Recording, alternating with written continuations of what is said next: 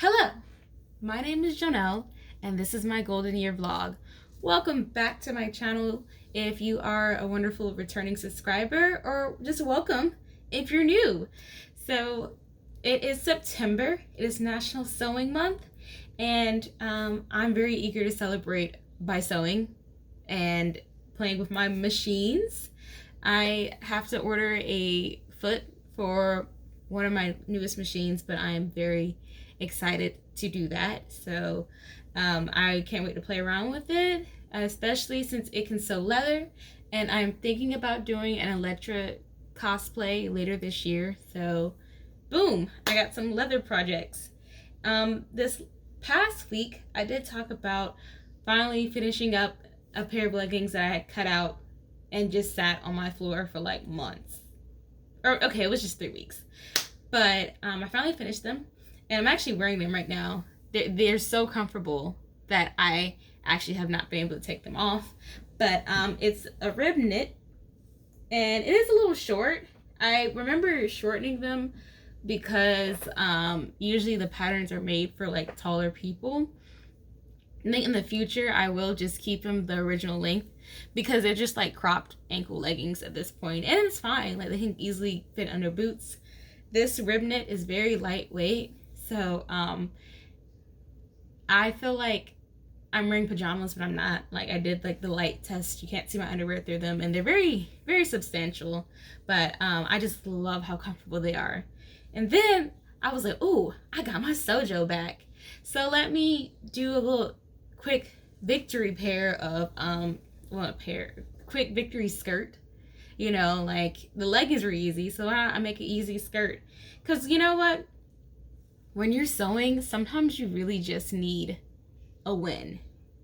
And so I was looking at this skirt, and it was a new look pattern.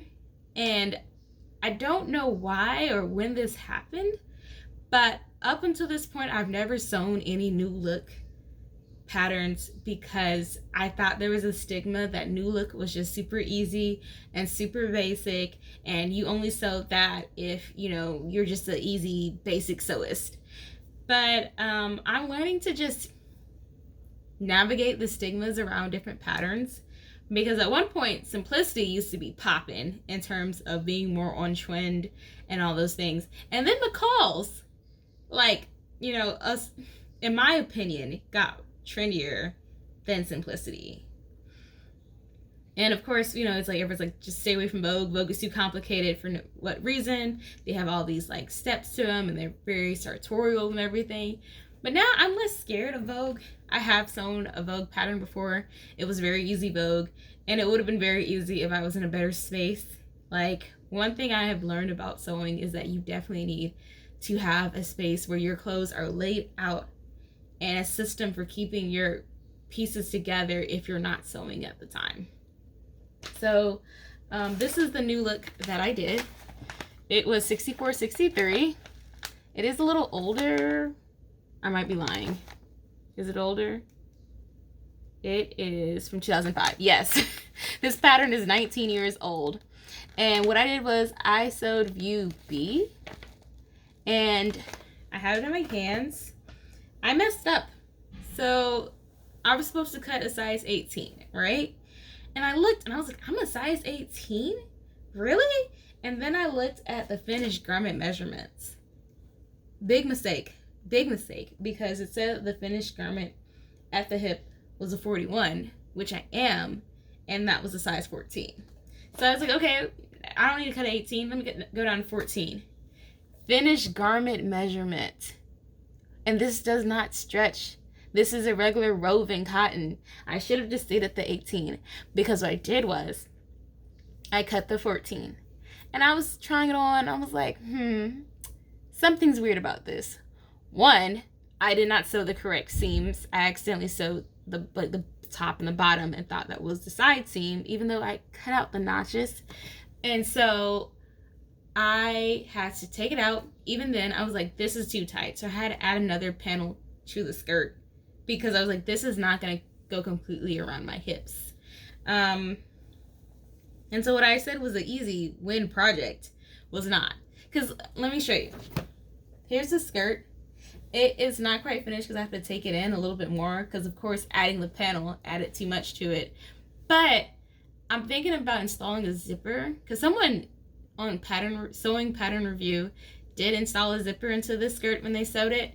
But yeah, it's just basic elastic waistband and flounce that I need to hem. But what should have been so easy, what should have been a win for me, it's taking a little bit longer.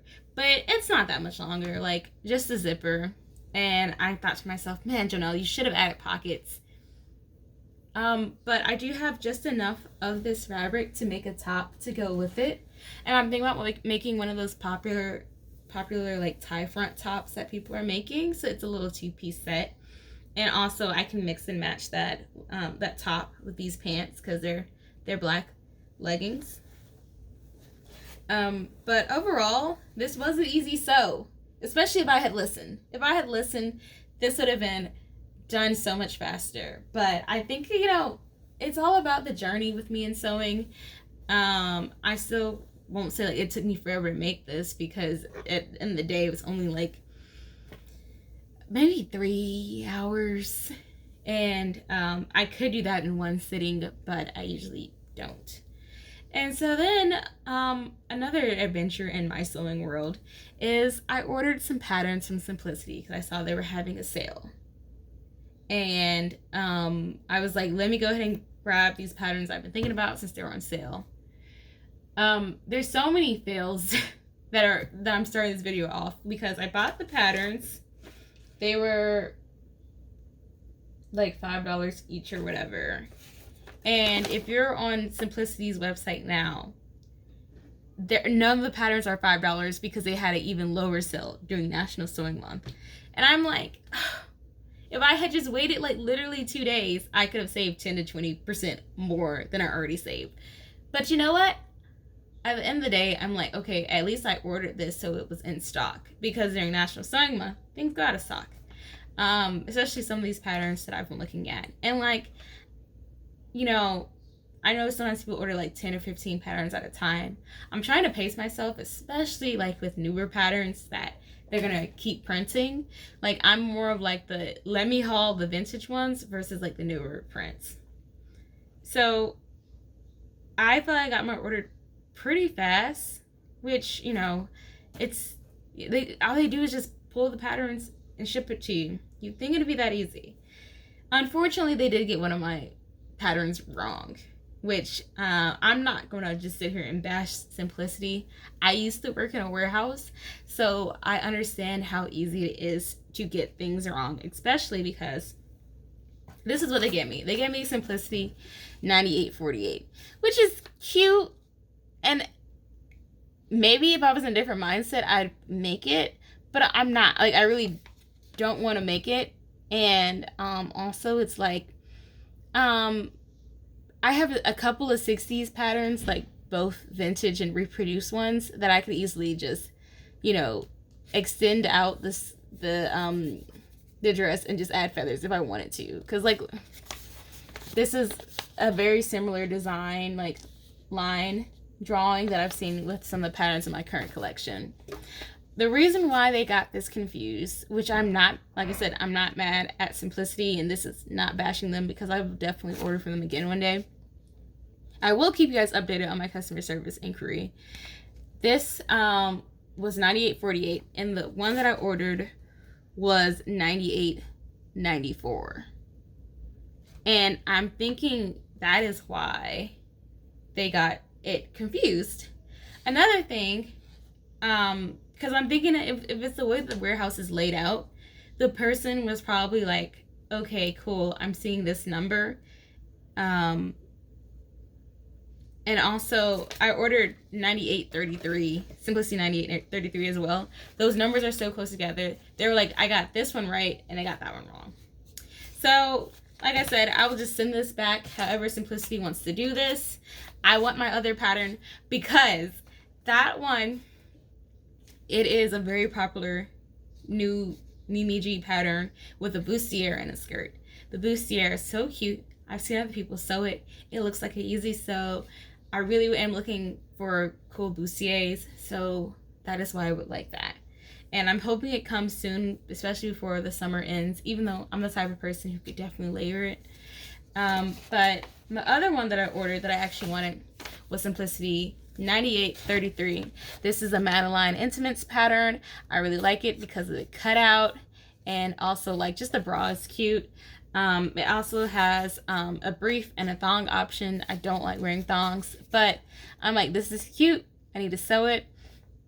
Along with the Sew Lingerie book that I got from Madeline. Like, I'm a huge fan of hers. I would actually love to get a group of friends and we go take a bra making workshop at her place in Philly, I believe.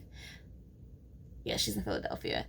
And also visit other amazing sewing places while I'm up there. So if you are listening to this YouTube video and you're like, hey, I've always wanted to go to Philadelphia and have a Madeline bra workshop, hit me up, because you know what, I'm gonna make it happen. 2025, I'm gonna go on my big bra making trip. I do want to sew a bra. It's something I've been saying for the past 4 years. I've sewn bralettes, I've sewn corsets, but I'm like, Janelle, step it up. It's time to sew an actual bra. And I love Madeline's, like, the designs that she does, and also her packages that she creates, like the bra making kits.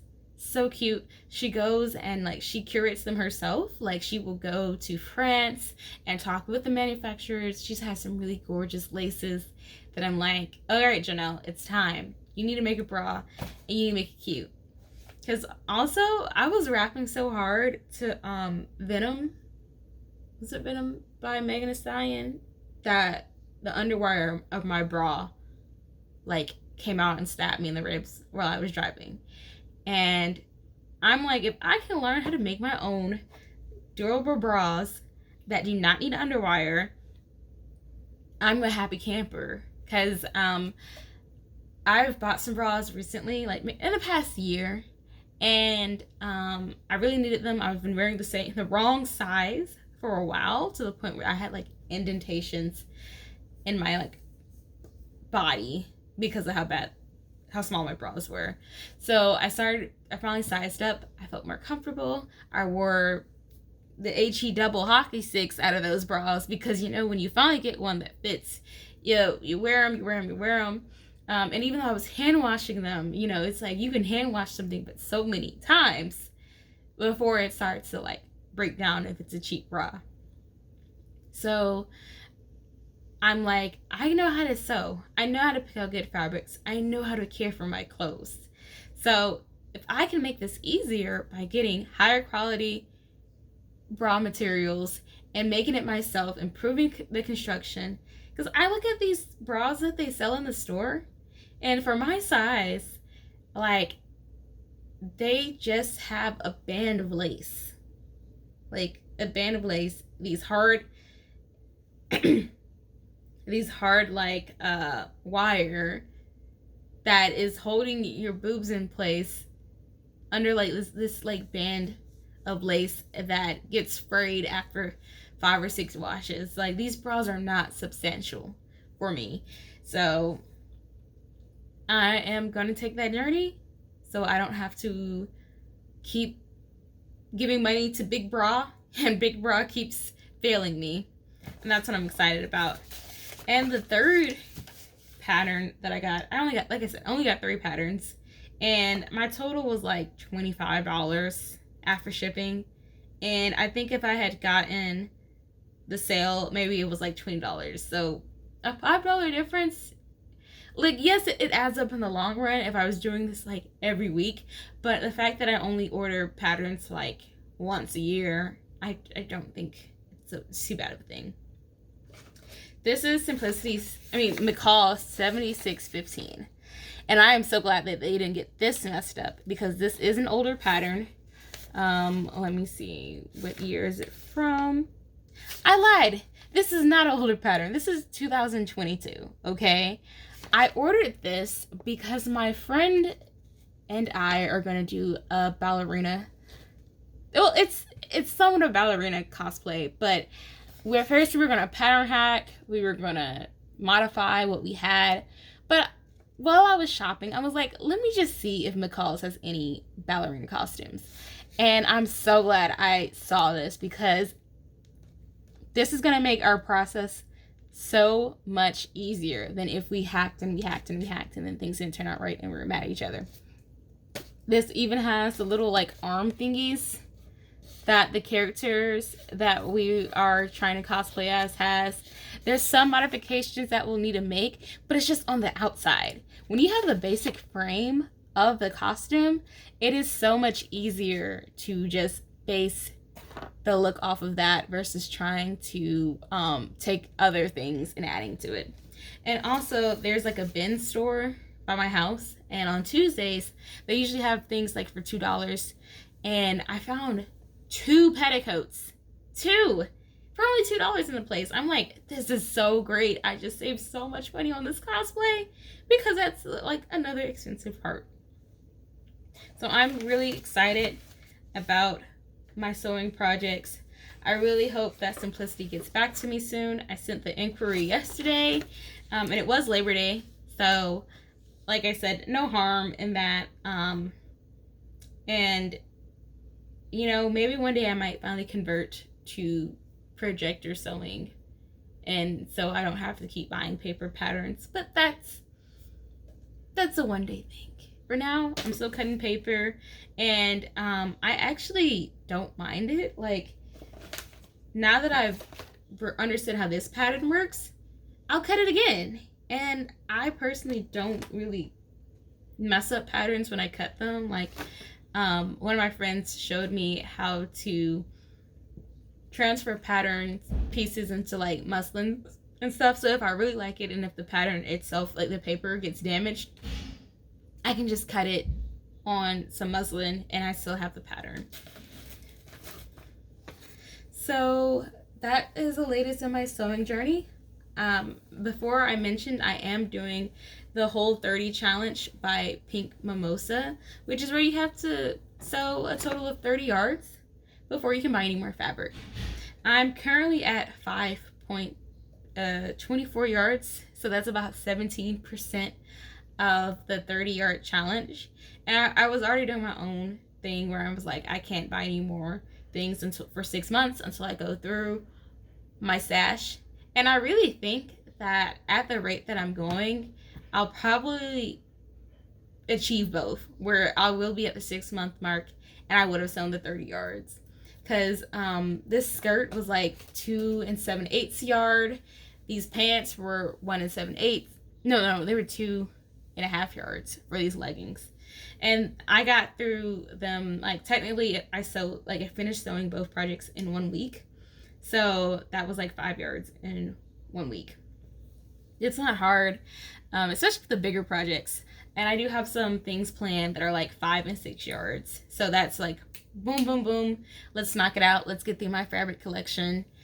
And I actually don't really have any like plans to buy like anything elaborate over the next couple of months when it comes to fabric.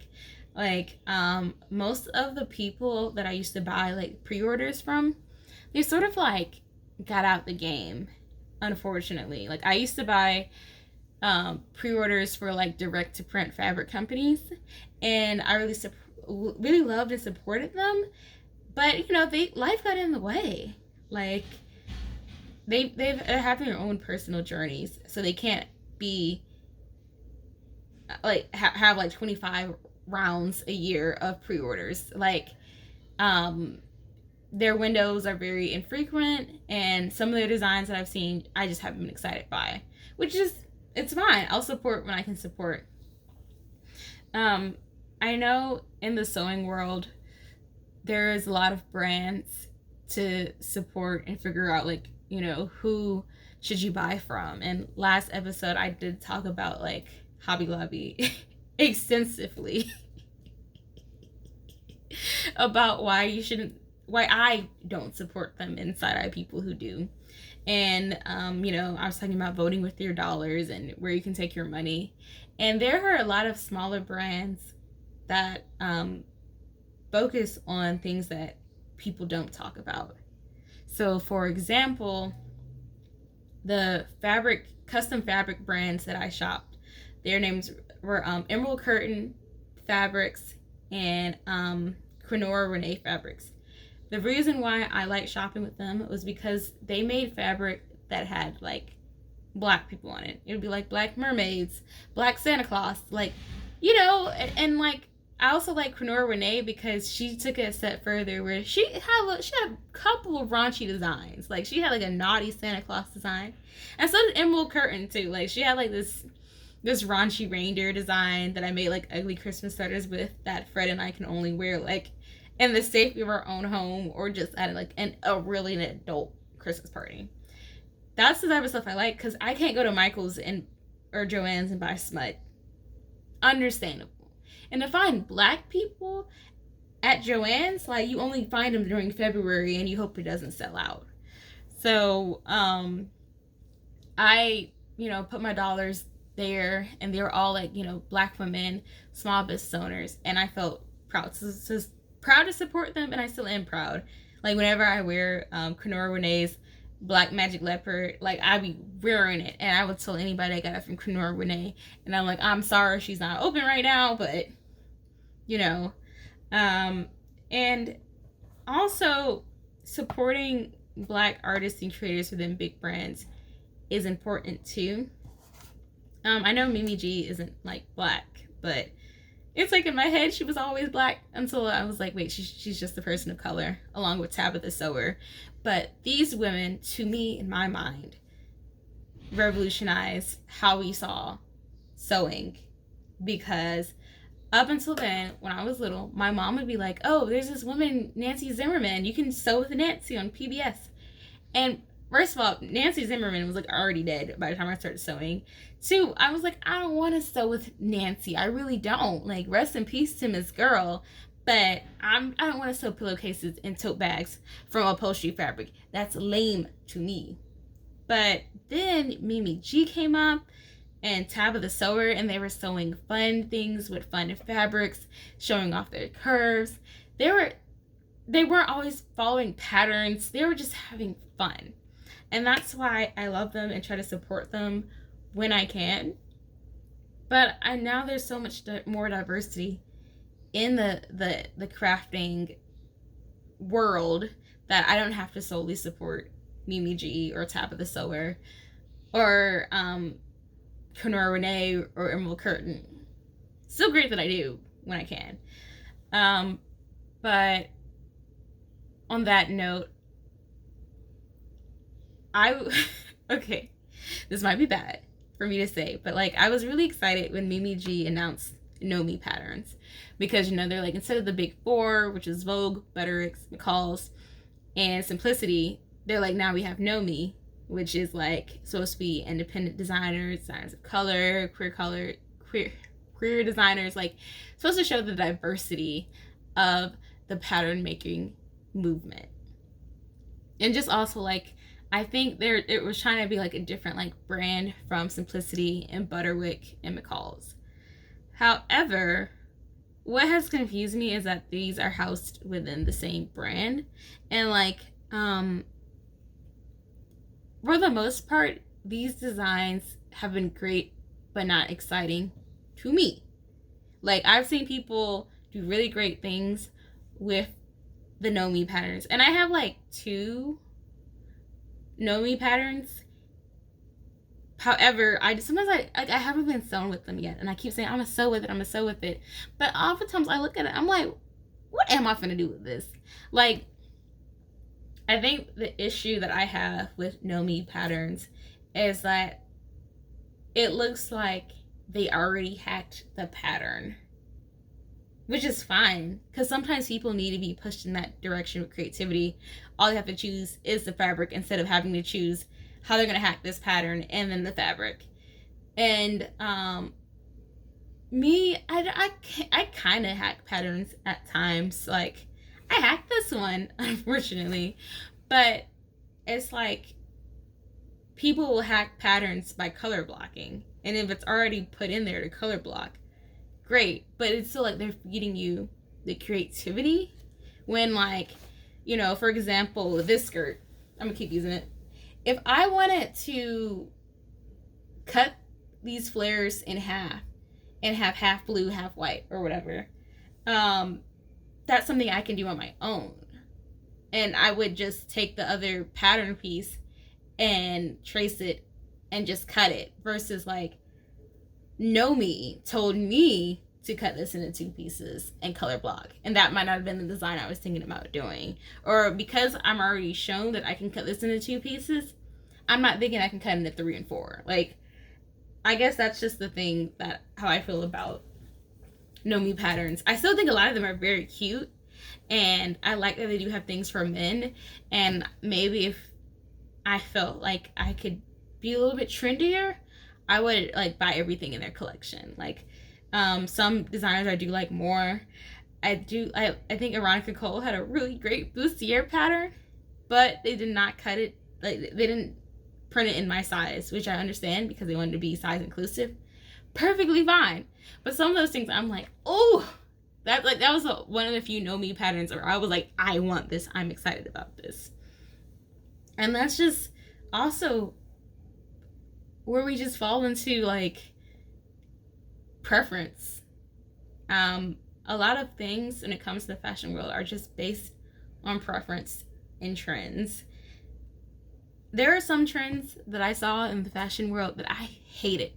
I hated, like the DIY, some of those trends, and that people kept doing. I'm like, really? Why do we keep cutting up these blankets and making pants with them, especially when we're not cutting it like on the right like grain? So how is that going to sit? How are you going to sit in it? How are you going to wash it?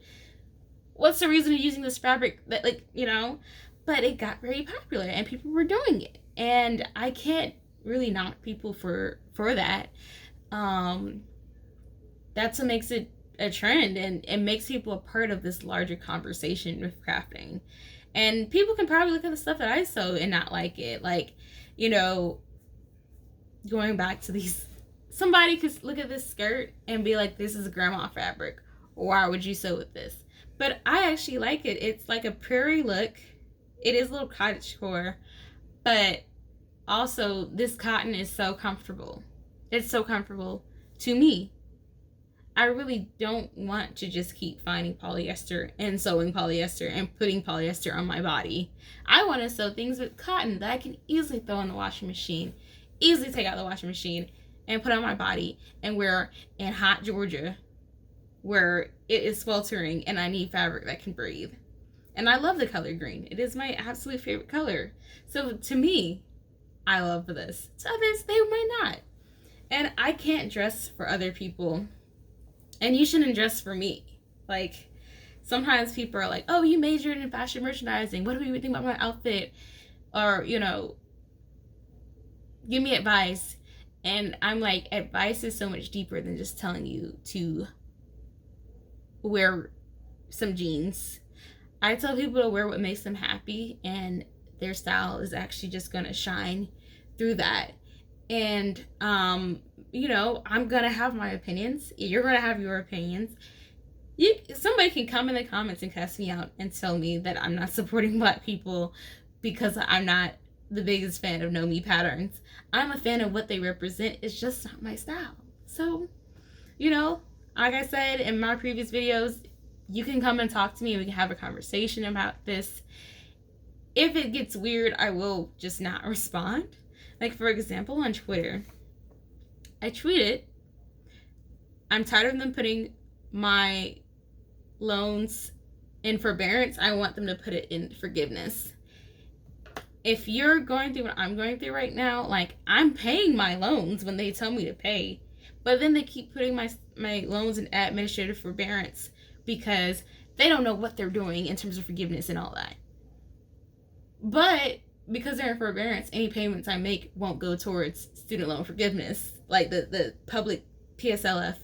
And I'm like, okay, can I make sure I qualify for that? Because 10 years, well, actually now I'm like 7 years from now, when I did my 10 years of service in the nonprofit world, I really would like to make sure that I get my stuff forgiven.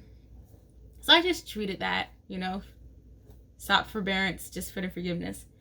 And people started retweeting it. Understandable. I don't mind that. But then these MAGA people started coming after me and was like, you need to stop asking for handouts, and you have an MBA, why don't you get a job and quit begging people for money? And I'm sitting here like, whoa, like, I'm not begging people for money. Like I said, I don't mind paying my student loans. I mean, I still mind paying them, but like, I just want to know, why do y'all keep putting it in forbearance? What are y'all doing with my money? Then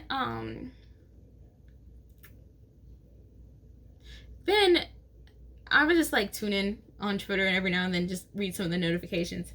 And somebody was like, oh, she had like several bouts of cancer. That's why she can't pay her student loans. And I was like, when did I have cancer? Like, did y'all just make this story up about me? About why I can't pay my student loans? And I'm like, I am paying. But if you're a person on the internet and you meet other people on the internet, they're gonna say things and it's a conversation. And I don't mind conversation. Like, this is my YouTube. If you come and you ask me questions and you're coming from a positive place, or you just want a better understanding, I will engage, I will talk with you. If you're making headcanons about me being a cancer patient and me begging for money, I will not engage with you, like, on any level. I will just mute the conversation. I don't quite believe in, like, deleting people's comments because I want other people to be like, you saw that, right? Like, did you see that? But also, like, don't be scary. Do not be scary. I want to get to know people's opinions. I think that's how we grow and move forward as, like, a country.